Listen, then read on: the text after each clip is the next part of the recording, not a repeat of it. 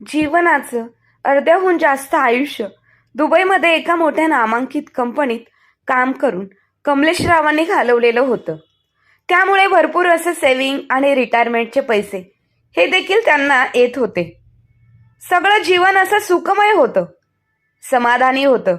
कमलेशराव नेहमी त्यांना त्यांच्या बायकोला म्हणायचे, बस आता एकदा की आपल्या बाळाचं लग्न झालं की आपण आपल्या आयुष्यात रिकामं झालो देवदेव करायला. परंतु म्हणतात ना, गोष्टींचा जितका आपण विचार करू त्या काहीतरी वेगळ्याच घडत असतात. म्हणूनच नियतीच्या मनात काहीतरी वेगळं होतं आणि हे सगळं घडलं.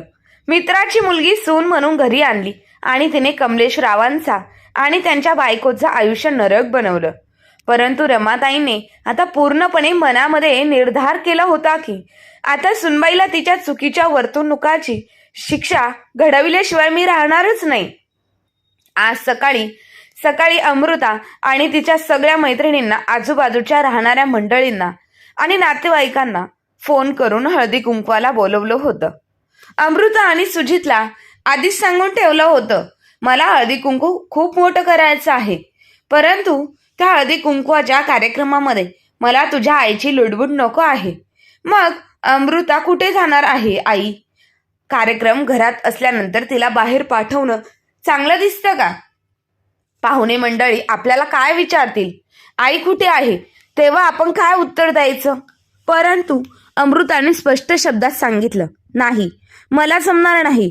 तुझ्या आईला तू एकतर वृद्धाश्रमात सोड किंवा माझ्या आयुष्यातून कायमची घालव. तुझ्या आईमुळे माझ्या आयुष्याची वाट लागली आहे.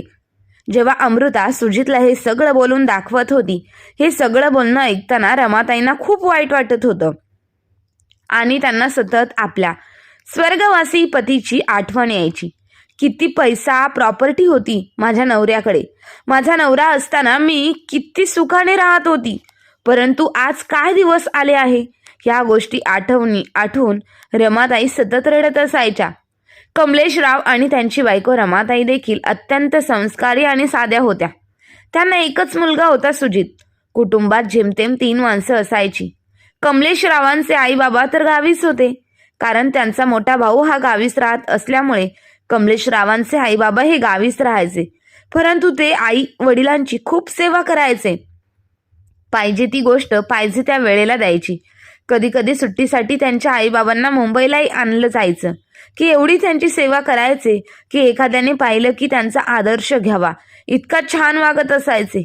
रमाताईने देखील सून म्हणून कोणत्याच कर्तव्यात कस ठेवली नव्हती आणि रमाताई नेहमी सासूबाईंना म्हणायची, आई, तुमच्या आशीर्वादाने आमचं सगळं काही चांगलं आहे. तुमच्या कष्टाचे आज जे काही आहे ते फळ मिळाले आहे. कमलेशरावांचा एक मित्र दौलतराव यांचा आणि कमलेशराव यांचा एकदम घरचा घनिष्ठ संबंध होता. नेहमी एकमेकांच्या घरी येणं जाणं होतं. कोणता कार्यक्रम असेल तर त्यांच्या शिवाय न होणं. ते दोघे मित्र मिळून असलेले तरी एखाद्या नातेवाईकासारखेच एकमेकांसोबत मिळून मिसळून राहत होते. दोन्ही कुटुंबाचे एकमेकांच्या घरी जाणे येणे असल्यामुळे दौलतरावांची मुलगी आणि कमलेशरावांच्या मुलाचे एकमेकांवरती प्रेम झालं. नकार देण्यासारखी कोणतीच गोष्ट अशी नव्हती. होकार तर मिळणारच होता. हे दोघं मुलीला माहीत होतं. म्हणून सुजितने आणि अमृताने त्यांच्या लग्न आधीच ठरवून ठेवलं होतं. दौलतरावांना देखील माहीत होतं की माझी मुलगी त्या घरामध्ये सुखाने आनंदाने राहू शकते. त्यामुळे दौलतरावांना आणि त्यांच्या बायकोने कोणताही मागचा पुढचा विचार न करता अमृताच्या आणि सुजितच्या लग्नाला होकार कळवला. लग्न धूमधडाक्यात पार पडलं. अमृताही कमलेशरावांच्या आणि रमाताईच्या घरामध्ये सून म्हणून प्रवेश केला. घरात अमृताचा स्वभाव या दोघांनाही माहीत होता. कमलेशराव आणि रमाताई अमृताला आपल्या मुलीप्रमाणे जीव लावत असायचे. कमलेशराव हे काम करत होते, त्यामुळे ते दुबईला आणि त्यांचा मुलगा एका प्रायव्हेट कंपनीमध्ये काम करत असल्यामुळे तो रत्नागिरीला काम करत असायचा. त्यामुळे अमृता तिकडेच निघून गेली आपल्या नवऱ्यासोबत. त्यामुळे अमृताचा आणि कमलेशरावांचा, रमाताईंचा जास्त काहीही संबंध येत नव्हता. बघता बघता लग्नाला 1.5 वर्ष उलटून गेली आणि घरामध्ये आनंदाची पावले खेळायला लागली. सगळं काही सुरळीत चाललं होतं. परंतु एक दिवस अचानक काळाने घाला घातला आणि कमलेशराव यांचा मृत्यू झाला. ही बातमी सगळ्यांसाठीच खूप धक्कादायक होती. दौलतरावांना देखील खूप वाईट वाटलं. त्यांचा जीवाभावाचा मित्र त्यांना सोडून गेला होता. दौलतरावांची बायको दौलतराव, रमाताई खूप आधार होते, त्यांना देत होते. काळजी करू नका, आम्ही आहोत तुमच्यासोबत. आमची अमृता घेईन तुम्हाला समजावून. ते आधाराचे 2 शब्द रमाताईंसाठी खूप महत्वाचे होते. परंतु त्यांच्या हक्काचा माणूस तर गेला होता. तो परत कधीच येणार नव्हता. मध्ये 4-5 वर्ष गेल्यानंतर कमलेशरावांच्या धक्क्याने आता रमाताईंची तब्येत देखील खालावत चालली होती. त्यामुळे सुजित आणि अमृता मुंबईला राहण्यासाठी आले. परंतु जशी अमृता मुंबईला राहण्यासाठी आली तर तिने तिचे खरे रंग दाखवण्यासाठी सुरुवात केली. ती चेहऱ्याने एक होती आणि आतून एक होती, असं तिचं वागणं होतं. किचनमधली सगळी कामं आवरली असतील तर पुन्हा एकदा घर झाडून घ्या असं वाटत नाही का? घरामध्ये झाडू पोछा झाला आहे. जर झालं असेल तर सगळं उजळून निघालं असतं. तुम्हाला माहित आहे ना की माझी मैत्रीण खूप लांबून येत आहे आणि तिला माझ्या घरात एक कण घाणीचा दिसायला नको असे मला वाटत आहे. हा, ती वेगळीच गोष्ट आहे की तिचे घर पाहण्यासारखे आहे आणि पण हे जुने खांडाळरे त्यांच्या तुलनेत काहीच नाही. आता आपल्या नशिबाची गोष्ट आहे ती. अभ्यासातच माझ्यापेक्षा कमकुवत होते, पण इतकं चांगलं घर आणि कुटुंब तिच्या नशिबात लिहिलं होतं. आणि माझ्या नशिबात तर जुनं आहे घर आणि सासू तशी आहे जी सर्व मालमत्तेवर स्वतःचाच हक्क दाखवून बसलेली आहे. माहित नाही कधीपर्यंत या धर्तीवरती ओझं बनून राहणार आहे. हा, तर मी काय सांगत होती आई, लक्षात ठेवा. एकदा का सगळी कामं झाली की 2-3 तास तुम्ही तुमच्या मैत्रिणींना भेटून या. तुम्ही माझ्या मैत्रिणींसमोर यावं असं मला अजिबात आणि देखील वाटत नाही. आणि तिने जाऊन सर्वांना सांगावं की माझी सासू कशी गावंढळ दिसते. तुम्ही माझ्यासाठी इतके तर करूच शकता. अमृता तिच्या वयोवृद्ध सासूला, म्हाताऱ्या सासूला रमाताईंना सांगते. रमाताई म्हणायच्या, सुनबाई, आधी तू दुसऱ्या शहरात राहायची, मग तुमच्या शेजारच्या वृद्ध महिलांशी अशीच वागत बोलत होतीस का? किंवा तुझ्या आईवडिलांचे वय सहज बोलायचीस का? माझ्याशी तू सगळ्यांशी गोडगोड बोलत आहेस, पण मग मी काय केलं आहे की तू माझ्याशी सतत नुसती कडू बोलत असते, वाईट साईड बोलत असते? तुझे सासरे काय गेले, तुम्ही लोकांनी तर मला मान द्यायचंच सोडून दिलास आहे. शेवटी माझ्याकडून कसली कमी राहिली आहे? मी सर्व काही तुमचीच तर हाती सोपवलेलं आहे, तरी तुम्ही लोक ह्या म्हातारीवरती खुश नाहीत. हे सांगताना रमाताईंचे डोळे भरून आले आणि त्या ढसाढसा रडायला लागल्या. अमृता म्हणाली, आता बंद करा हे निरुपयोगी मगरीचे अश्रू, बंद करा. तुमच्या अश्रूंवर माझा काहीही परिणाम होणार नाही. तुम्ही म्हणता सर्व काही दिले आहे. अहो, मग ह्या वयात खोटं का बोलता? मी कबूल करते की घरात 20-30 लाख रुपये गुंतवले आहेत, पण ते आहेत तर तुमच्या नावावर, आणि सासऱ्यांची पेन्शन म्हणून मिळणारे 25,000 रुपये तुम्ही तुमच्याकडे ठेवता. मी किती वेळा तुम्हाला समजावलं आहे की ते पेन्शनचे पैसे घर खर्चासाठी माझ्या हातात द्या, परंतु तुमच्या हातातून 1 रुपया सुद्धा निसटत नाही आणि तुम्ही माझ्याकडे आदराची मागणी करता. चला खाली जा आणि 3 तासात आधी वर येऊ नका.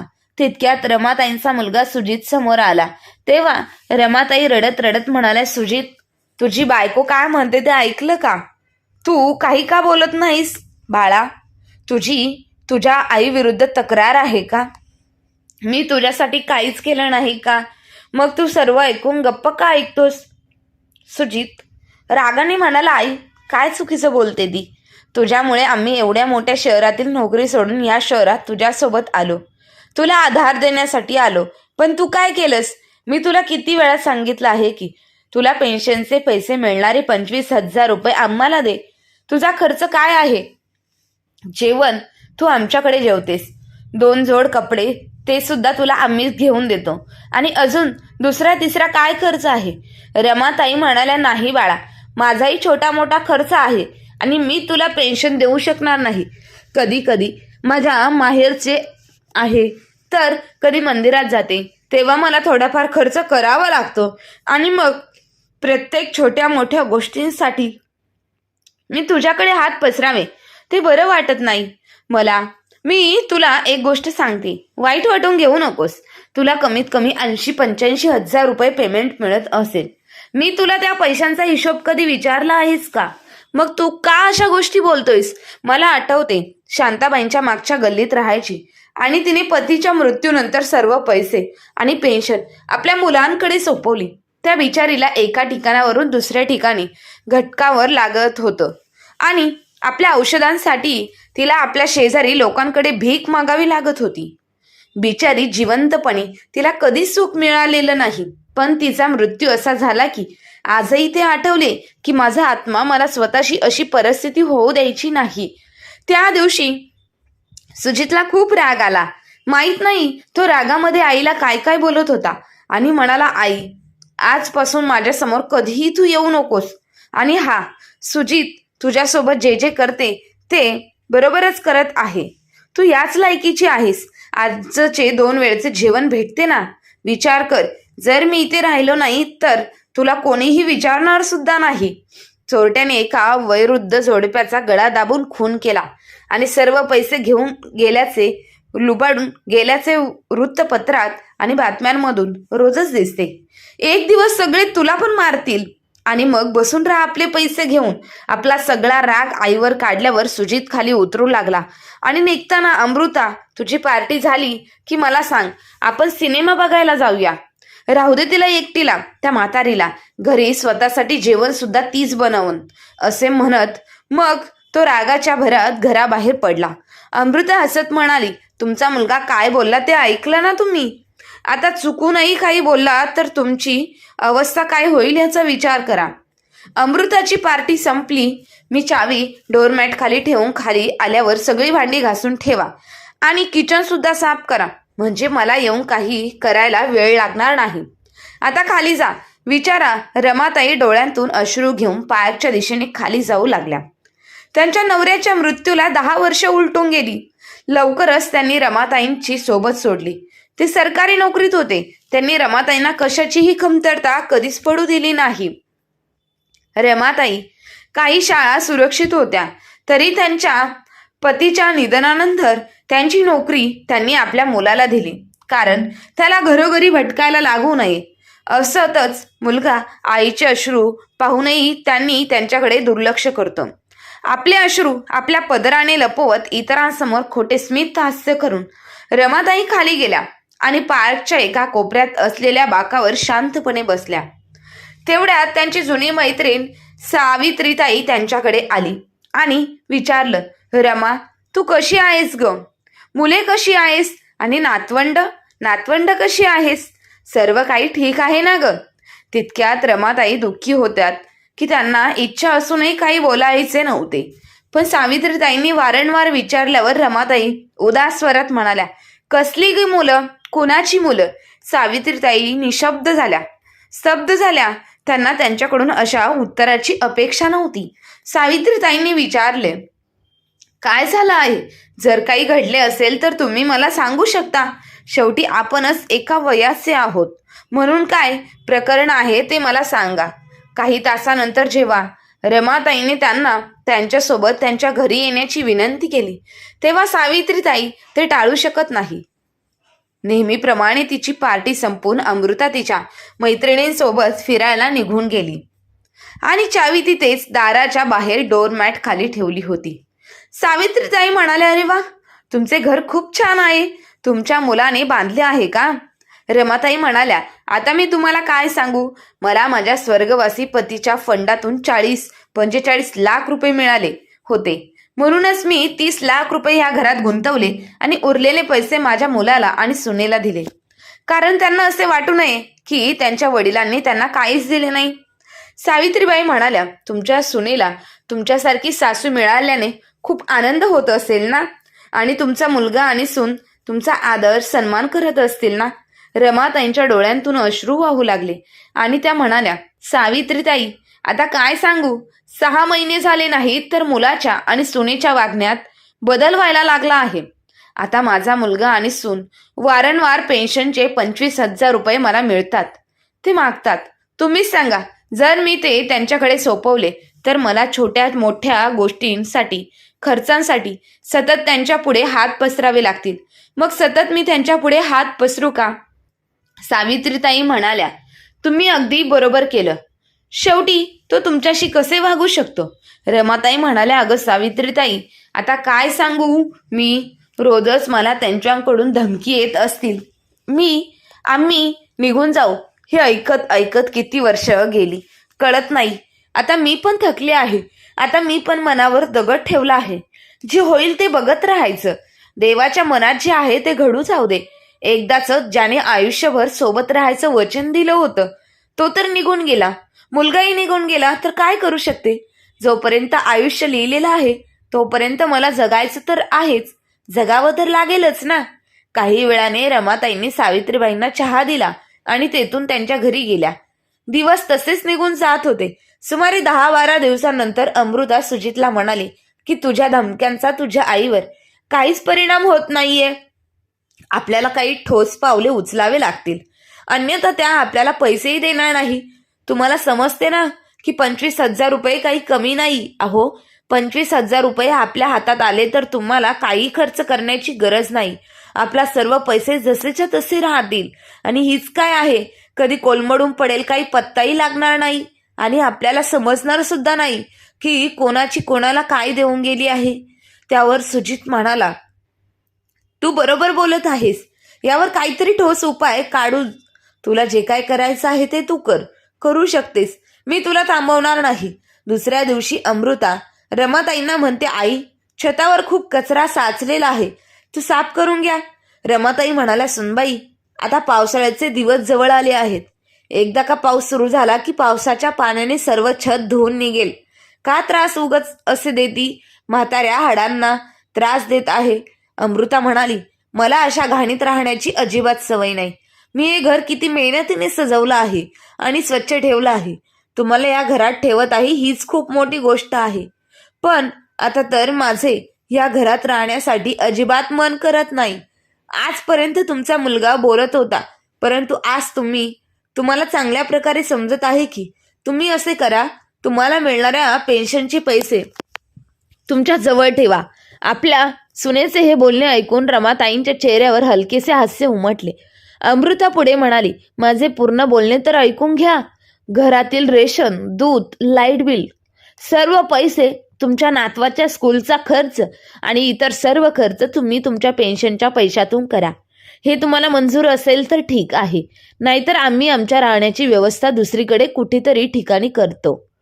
पण एक गोष्ट लक्षात ठेवा, एकदा का आम्ही घराबाहेर पडलो की त्यानंतर तुम्हाला तुमच्या नातवाला सुद्धा भेटता येणार नाही. त्यावर रमाताई म्हणाल्या, सुनबाई, तू तर घरातील संपूर्ण खर्च माझ्या हातामध्ये सोपवलेला आहेस.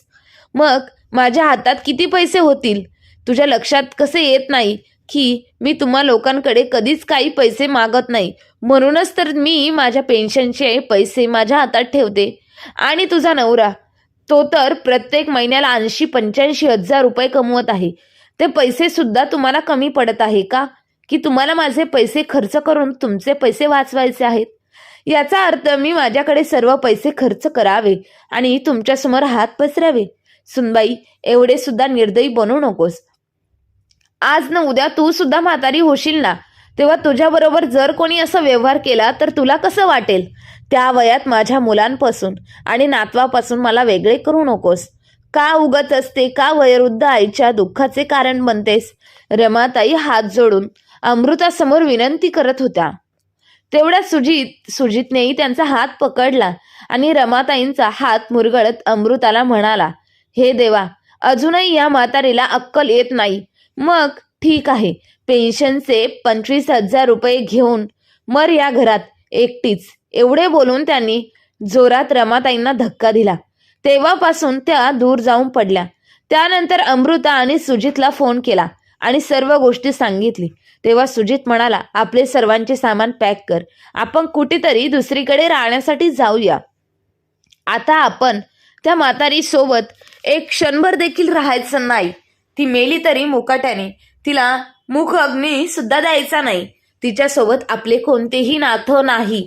इथे राहून तिला 2 घास खायला देत आहोत तरी सुद्धा ती आपले बोलणे ऐकायला तयार नाही. मरू देत तिला एकटीला, मग भूत बनून फिरत राहील.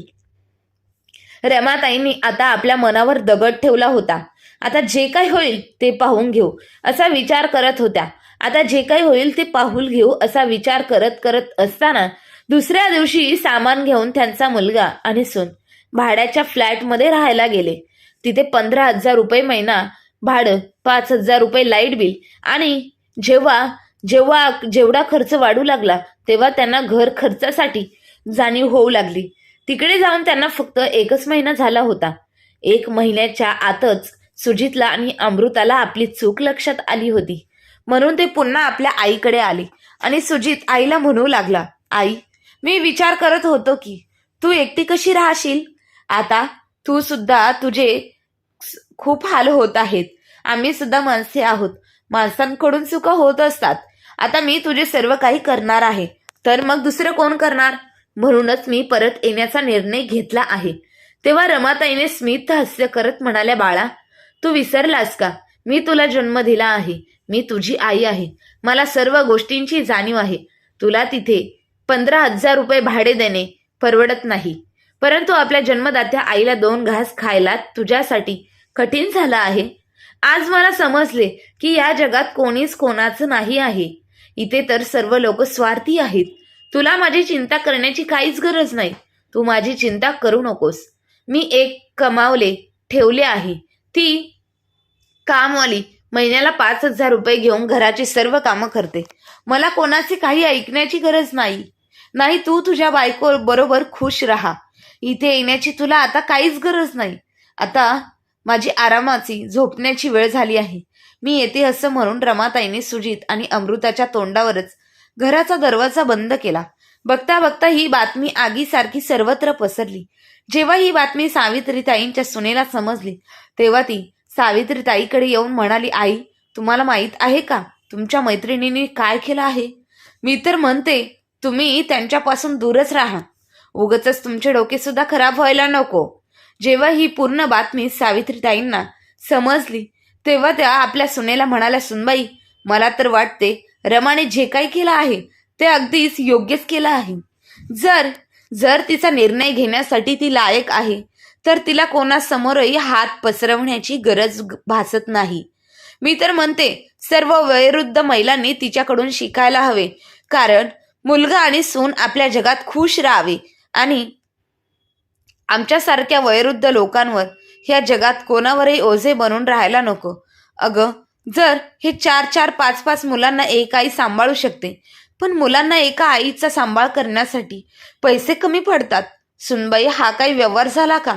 चल, मला भेटून येते रमाला. आणि एक गोष्ट लक्षात ठेव, माझ्याकडे सुद्धा डोके आहे. पुढे बोलून त्या रमाताईंना भेटण्यासाठी निघून गेल्या. सावित्रीताई आज खूप खुश होत्या. त्यांना आता कोणत्याही 4 कडू शब्द ऐकावे लागले नव्हते. नवऱ्याच्या पेन्शनच्या पैशावर आता त्या आत्मसन्मानाने जगत होत्या आणि त्यांच्या वयाच्या लोकांबरोबर त्या आपला वेळ घालवत होत्या. आता त्यांचा मुलगा आणि सून त्यांच्याजवळ नसले तरी त्यांच्या जीवनामध्ये शांतता आली होती आणि उरलेले शेवटचं आयुष्य होतं आनंदाने जगत होते. अमृताची ही बातमी त्यांच्या आई वडिलांना जेव्हा समजली की ती तिच्या सासूचा छळ करते, त्रास देते, पैशांसाठी, प्रॉपर्टीसाठी तिला मानसिक शारीरिक त्रास देत आहे, तेव्हा तिच्या आई वडिलांनी अमृतासोबत जे काही नातं होतं ते सगळं तोडून टाकलं होतं आणि रमाताईंना ते पाठिंबा देत होते. अमृताच्या आईबाबांनी आपल्या मुलीची बाजू न घेता सत्याच्या बाजूने साथ दिली. हे आजच्या काळात सहजासहजी होताना दिसत नाही. तर मित्र आणि मैत्रिणींनो, रमाताईंनी जो काही निर्णय घेतला होता तो योग्य होता की अयोग्य, ते त्यांनी आपल्या मुलाला माफ करून पुन्हा आपल्या घरात घ्यायला हवे होते का? की वडिलांची मिळणारी पेन्शन, पैसे त्यांनी आपल्या मुलाला आणि सुनबाईला द्यायला हवे होते? याविषयी आपले काय मत आहे ते कमेंट करून नक्की कळवा. आणि कथा आवडली असेल तर आपल्या चॅनलला लाईक, शेअर, सबस्क्राईब नक्की करा. धन्यवाद.